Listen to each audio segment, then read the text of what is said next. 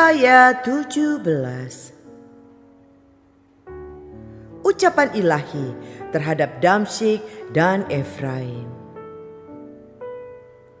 Ucapan ilahi terhadap Damsyik. Sesungguhnya Damsyik tidak akan tetap sebagai kota. Nanti menjadi suatu timbunan reruntuhan. Kampung-kampungnya akan ditinggalkan selama-lamanya dan menjadi tempat bagi kawanan-kawanan ternak yang berbaring dengan tidak diganggu oleh siapapun. Kubu-kubu akan hilang dari Efraim dan kuasa kerajaan akan lenyap dari Damsyik.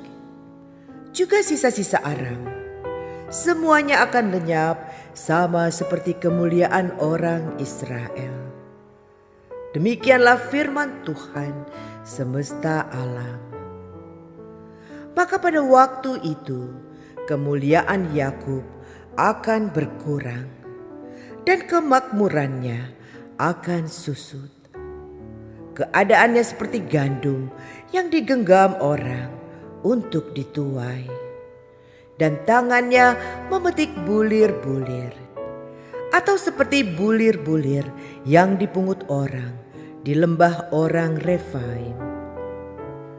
Daripadanya akan tertinggal sisa untuk pemetikan susulan, seperti pada waktu orang menjolok buah zaitun. Tertinggal 1-2 di sebelah pucuknya, dan beberapa di dahan-dahannya. Demikianlah firman Tuhan Allah Israel. Pada waktu itu manusia akan memandang kepada Dia yang menjadikannya, dan matanya akan melihat kepada Yang Maha Kudus, Allah Israel. Ia tidak akan memandang kepada mezbah-mezbah buatan tangannya sendiri, dan tidak akan melihat kepada yang dikerjakan oleh tangannya, yakni tiang-tiang berhala dan pedupaan-pedupaan.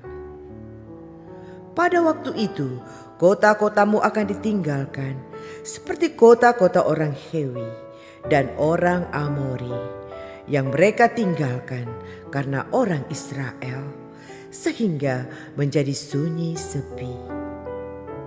Sebab engkau telah melupakan Allah yang menyelamatkan engkau, dan tidak mengingat gunung batu kekuatanmu.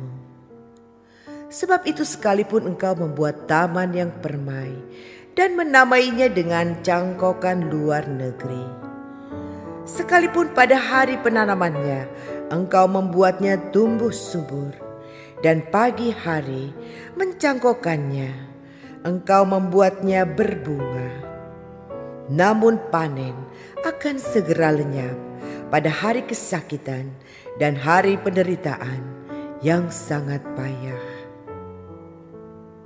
Ucapan ilahi terhadap Asyur. Wahai ributnya banyak bangsa-bangsa, mereka ribut seperti ombak laut menderu.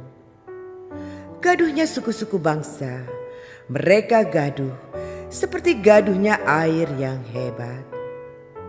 Suku-suku bangsa gaduh seperti gaduhnya air yang besar. Tetapi Tuhan menghardiknya sehingga mereka lari jauh-jauh, terburu-buru seperti sekam di tempat penumbukan, dihembus angin, dan seperti dedak ditiup puting beliung. Menjelang waktu senja, sesungguhnya ada kedahsyatan. Sebelum hari pagi, mereka sudah tidak ada lagi. Itulah bagian orang-orang yang merampoki kita, dan itulah yang ditentukan bagi orang-orang yang merampasi kita. Yesaya 18. Ucapan ilahi terhadap Ethiopia. Wahai negeri degingan sayap di seberang sungai-sungai Ethiopia, yang mengirim duta-duta melalui laut dalam perahu-perahu pandan mengarungi permukaan air. Pergilah, hai utusan-utusan yang tangkas, kepada bangsa yang jangkung dan berkulit mengkilap, kepada kaum yang ditakuti dekat dan jauh, yakni bangsa yang berkekuatan ulet dan lalim, yang negerinya dilintasi sungai-sungai.